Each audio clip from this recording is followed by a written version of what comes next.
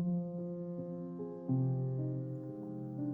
found this note nailed onto a tree on my front lawn. I really don't know how to describe it. I'll just let you read it for yourself. It started like this. I saw you today. It was your birthday. You didn't see me. You hardly ever do these days. Your skin looked so nice and healthy, and your eyes, they were the most beautiful I'd ever seen them. You've grown so much. I remember how different you used to look when you were younger. I remember the day I first met you. It was 4 years ago. I was sitting at my desk, head down, listening to the teacher rattling off names for attendance. The teacher called out a name I didn't recognize, and a stranger's voice answered behind me. Was there a new student? The teacher didn't pause for a second, just continued calling out a name after name. I turned my head to where the voice had come from. I saw you, a pale thing, so thin, your eyes so red, at a seat that should have been empty. I saw the fireflies flying around you, flickering, dozens of them never straying far from you. I saw them going through you and coming out through your skin like you were a mist to them. Can you believe I thought you were a ghost? No one else seemed to acknowledge the new stranger sitting at the back of the class. Class after class, hour after hour passed as I waited for something to happen. For someone to notice you. For you to leave. For you to let out a ghoulish scream and claw at me like in the horror story I was certain I was in. But nothing happened. Teachers came and went, my classmates laughed and slept, and you just sat there. The bell rang for recess. The other kids ran to their mundanities for the day, leaving me and you together in the empty classroom. You stood up and pulled the chair from the desk next to you, making it face your desk. You turned your head to me and spoke. Well, you're slow today. Come on, ask me your questions. I don't know why I didn't run away screaming at the moment. Probably would have turned out better for me in the long run, but let's not speculate. I guess at that point in my life, I was pretty bloody lonely. I figured there was only a 50-50 chance you'd eat me, and the other 50 was that someone wanted to talk with me. Kid priorities don't make sense to me either these days. So I went along with the flow. I walked over to your desk, sat down on the chair you pulled for me, and asked my question. What were you? You told me you didn't know. You said that once you were a child, just like me, with parents and friends. You used to go to the same schools as me.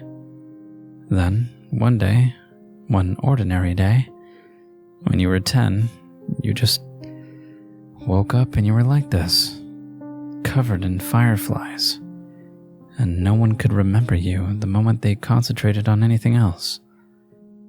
No one, not even your parents. You told me of how I'd notice you every day, how I'd think of you until recess every day, how I'd come to you every day, how we would talk every day, how we would meet for the first time every day for the last 3 years, about how I'd forget the instant I walked out of the room, how everyone would forget you, how the fireflies would make them, how for the last 3 years you'd be alone. You'd been alone. Your story was very hard to believe, so I didn't. I asked what reality prank show I was on. You looked, well, unimpressed, and asked me to continue telling my story. I was caught off guard by the non sequitur. You said last time I was here, I was telling you a story, a horror story about a haunted house. As you detailed the story, goosebumps prickled my skin. It was a story I'd been making up in my head, a story I hadn't told anyone yet. At that moment, a million reactions were open to me, all simultaneously adequate and inadequate. But the only thing that seemed proper was to finish the story for you. So I did. Halfway through, you interrupted me to ask if my mother had recovered from her sickness yet. I had to shake my head, a bit ashamed at the fact that I shared this private matter to a stranger. The story ended a few minutes before recess. My next class was in another room. You told me to go. Your steadiness took me back. You seemed so accepting of your fate, like you'd already gotten used to the idea of being forgotten forever. I was a kid back then. I wasn't a particularly smart kid, and I was probably the onset of a crush. So you can excuse what I did next as an example of my childhood stupidity.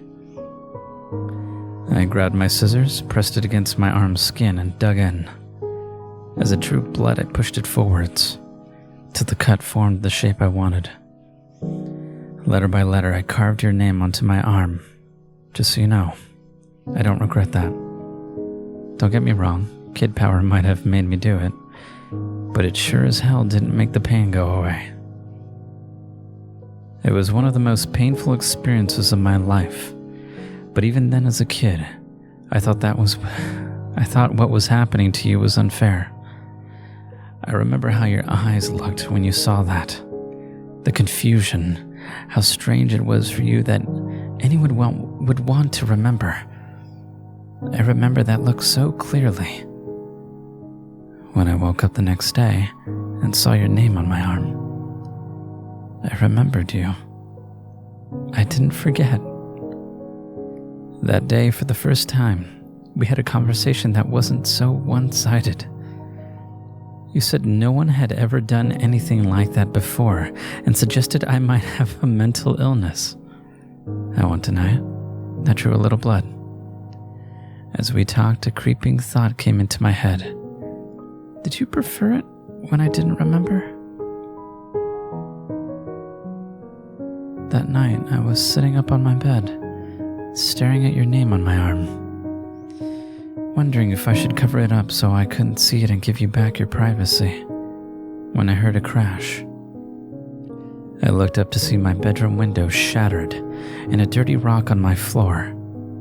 I looked out of the cracked window to see a dark figure on my lawn. You were outside yelling about how we should hang out. It took me a while to get used to how bad you were at talking to people. Years without practice made you quite a bit rusty. I was alright. We had a lot of time. For the next 2 years, we spent most of our free time together. Most of the time, we talked. You'd tell me an aspect of your life and how you lived. You still stayed in your old house. Your parents never noticed the food that had gone missing, never noticed the extra room, or that you'd stolen the extra keys. One night, I confided in you that I was beginning to think you were a part of my imagination, Fight Club style. After all, what could you do to me that I couldn't do to myself? You spent the next month or so trying to leave bite marks on my ear or neck to prove a point. I still have a few scars in my ear, so I guess you did. Looking back, I could see the warning signs even then. Your skin seemed to get worse and worse, paler and paler, and you'd rubbed your eyes raw. It was in winter we had our wake-up call. The morning began like any other. I woke up, brushed my teeth, and started searching for clothes to wear. It was a winter morning, and my room was dark, so I didn't see your name on my arm. The cold sent shivers through my body and pulled out a long-sleeved jacket. I smelled a small bell rang in my head. Don't you usually roll your sleeves up? Yeah. And why did I? That was annoying. I finished tidying up and headed to school. On the school bus, I felt oddly content, like something I'd been worrying about had just disappeared. I walked up the school stairs, down the hall, through my classroom door, and sat down at my desk. The same feeling of a burden, forgotten hounded my mind. What was I forgetting? When recess came, I just sat at my desk, while my classmates ran out. It felt like a ritual, but I didn't know what for. I was contemplating just walking out to join them, when I heard it. There was something small in the wind, like a whisper, but it came over and over, incessant. It sounded like my name. I knew this was strange, that this was worth my attention, but I felt oddly calm. Everything would be all right. Everything would be fine. Just ignore it. I sat there at my desk, my mind a war zone between two conflicting, contradictory voices, when I felt a force tugging on my sleeve. The moment I noticed this, my jacket sleeve tore open. I saw your name on my arm and then your hand that had ripped my jacket open. You'd been yelling at me for over 20 minutes.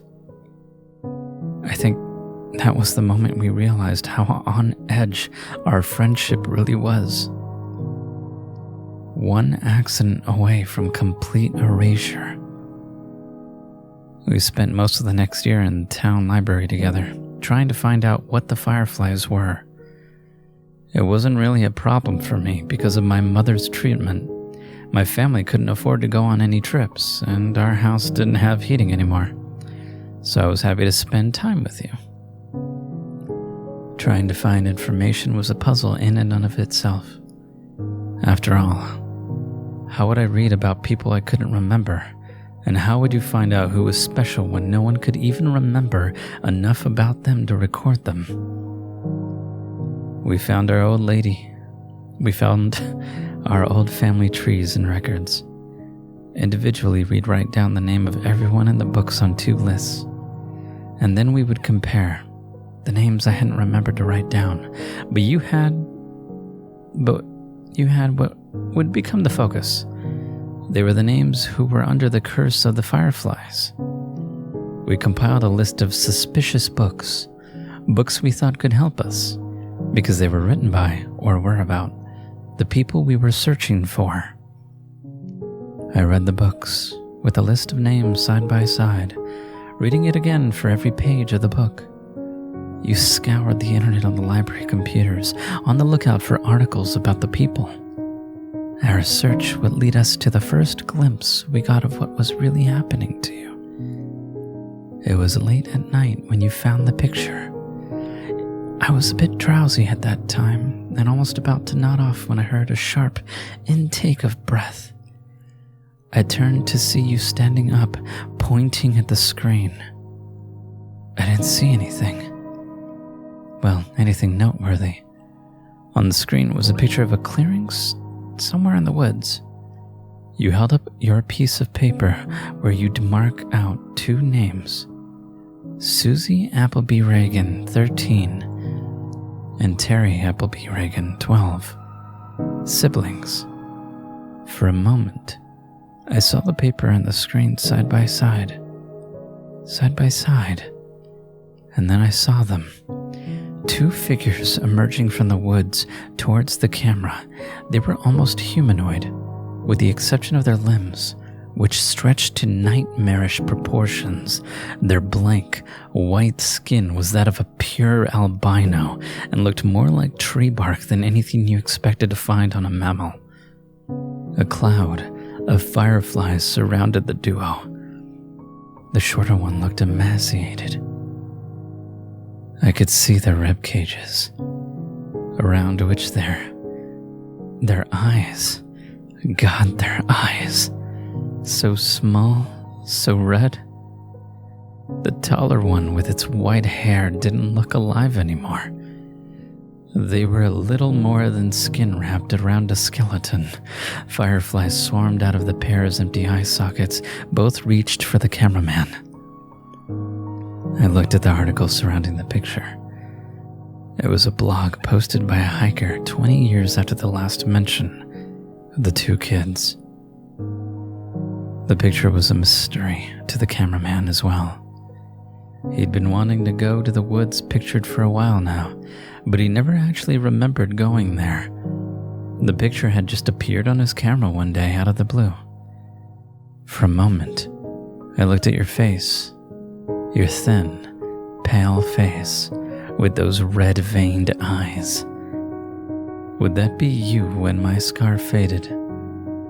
Just a walking horror I'd glimpse, then forget. We worked through our reading list at a much faster pace starting from that moment. Maybe we should have gone slower. At least every book, every website we'd left untouched promised hope. The books that we finished and tossed aside promised nothing but the clearing of the woods as one's future. And we tossed aside a lot of books. I believe I tore through 3/4 of my reading list before I stumbled across the journal. Oh God, that horrible, horrible journal. The journal used to belong to a mental patient named Joey, who claimed to be a serial killer. He was locked up in an asylum when the police discovered his supposed victims never existed. He was diagnosed with a need for attention and shoved away. They should have electrocuted him. They should have fried him until his flesh melted and his hair burned. In the journal, he talked about how he carried out his killings. He knew things, bizarre and disturbing things no one else knew. He knew of strange creatures that lived in the woods. Of them, his favorites were the fireflies. I'm not going to tell you how he summoned these things. I trust you. I trust you more than anyone, but a thing like this belongs to the ground more than it ever will to the human mind. In the end, it's sufficient to know that these things were not fireflies. Joey would start his ritual by taking a kid, anyone he pleased. He could take them at any time in the dead of night from their own homes, or in broad daylight from their front yards. It didn't matter if he was seen. He'd take them to his house and drag them inside. Usually an Amber Alert came up at that point. He didn't care. Like I said, it wouldn't matter soon. He'd drag them to a special room in his house. Here, the fireflies would come and latch onto them. Now nobody was searching for the kids. Not the police, not the parents. Nobody. Nobody. From then on, he could do whatever he wanted to the kid. He'd get bored of them after a day or two, after the child had broken. At that point, he disposed of them. Hacksaw, kitchen knife, anything would work. He detailed a large pit of bodies he kept in the woods, swarming with bugs. One day, I guess he got bored of that too. So he went right to the police station and turned himself in. Not on account of guilt. No. He just wanted someone to know about the stuff he was doing. Sick bastard. Oh, don't get the wrong idea. He never stopped killing kids. The asylum doors didn't stop him from doing what he liked. It just made him improvise. He made a new way. He modified the flies so they could survive without a host, just in a dormant state. When a child, he specified the age, would approach the swarm, it would latch on and begin its effect. Over the years, the child would warp horribly into the things we saw in the woods. I wish I could hate him in peace. I wish I could say the world owed him nothing. But that wouldn't be true. He detailed a way out. On the final page, there was an exact explanation on how to get rid of the fireflies. You must have seen something in my face, because at that moment, you asked if I had found anything. I said no, and closed the book. A few minutes later, you shut down the computer. You picked up the last book and went through it yourself. When you reached the end cover, you tossed it aside. I asked what we should do now. You said it was all right. I could go home. We'd talk about it in the morning. I stood up and walked past the shelves of books. I headed for the library entrance, but stopped right outside the door and waited. I waited until I heard the sniffling sounds. I sneaked back to our table, where you were quietly sobbing. You had your head in your hands. I sat back down as you raised your eyes to me. You said you wished you'd never met me. How happy you were when you had nothing to lose. How I ruined your life. You'd never really gotten better at talking to people.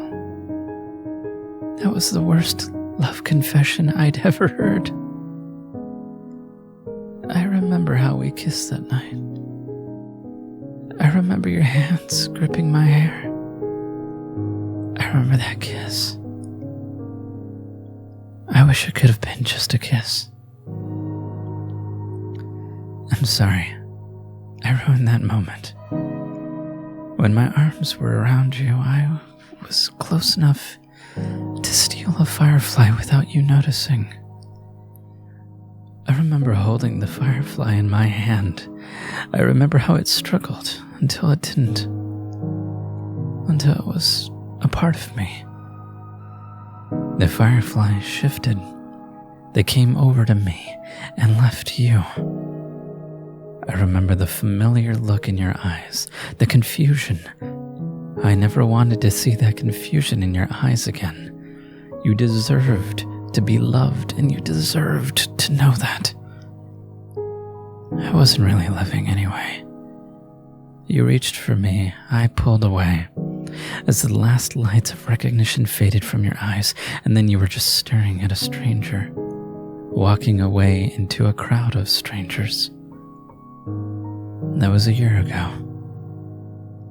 You've gotten so much better since then. You have so many friends now. So many people at your birthday party. You also look so much healthier. I haven't been as fortunate. My skin's gotten a lot paler, and my eyes hurt all the time now. I couldn't go to school like you did all those years.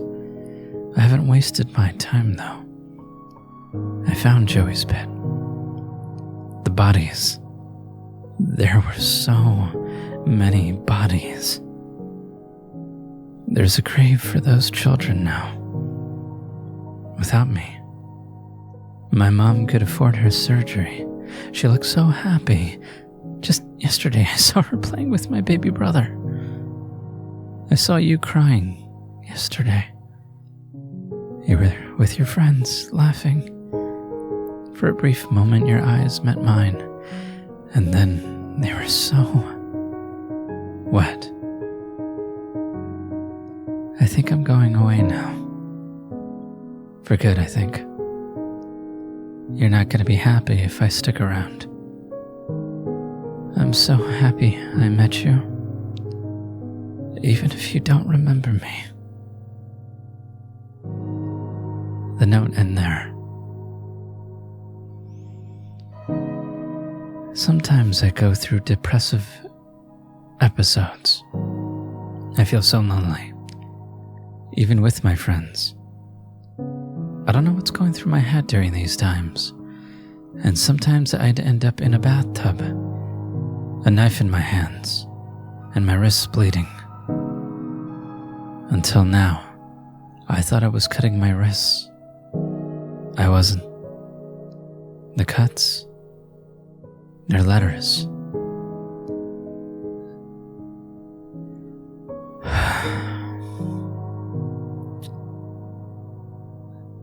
I've been carving a name onto my arm.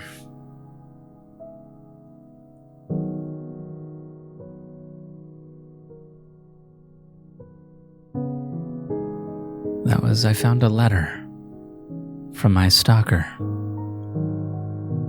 written by Minister of Owls. See you next time.